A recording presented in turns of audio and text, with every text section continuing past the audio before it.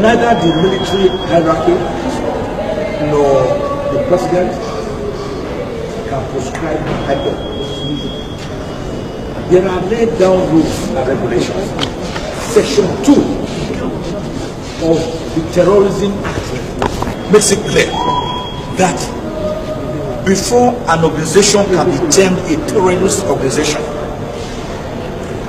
there has to be a complaint by the Attorney General of the Federation, or the Inspector General of Police, or the Director General of the Department of State Security, DSS.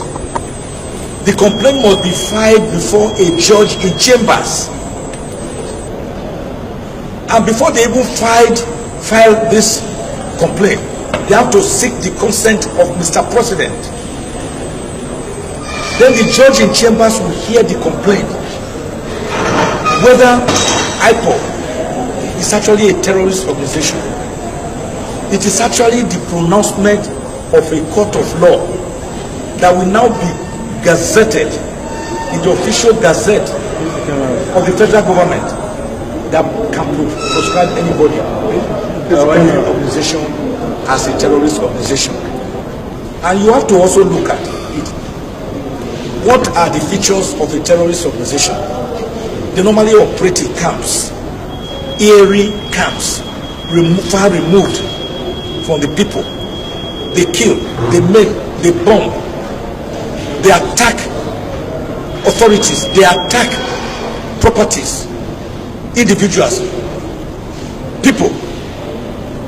Can you really say members of IPOB that do not even wear masks, that are wearing beret and marching on the streets, we are IPOB, we want a referendum, we want a Republic of Biafra, which have been recognized by various international instruments, United Nations International Instrument, African Charter on Human and People's Rights, charters on indigenous people, that people can demand for self-actualization, to pursue their economic, political, and cultural and social goals as they want.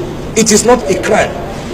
Can you really say that people who are marching on the streets, singing, say we want a Republic of Biafra, we don't want to be in Nigeria? Can you describe such people as a terrorist organization? What of your herdsmen that not only block the road, they kidnap, they maim, they kill, they rape? Have you prescribed them? What of the people who killed over 1,000 Shiites? Did you prescribe them? What of the people who killed over 1,000 Southern Kaduna indigenes? Did you prescribe them? What of the Agatu massacre? Did you prescribe them? We should not give the impression that we are having a government that does not take into consideration the sensibilities of the people, or that a particular set of people is being ostracized or being marginalized. So you have not prescribed all these other organizations, including the herdsmen, which have been described by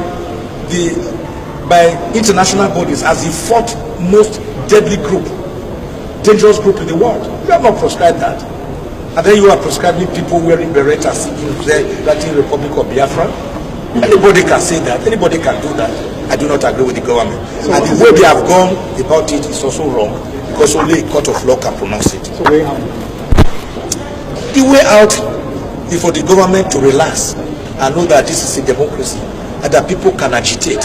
You do not cure a serious ailment like leprosy with a balm meant for an eczema. The leprosy will again come back. Agitations have always been there.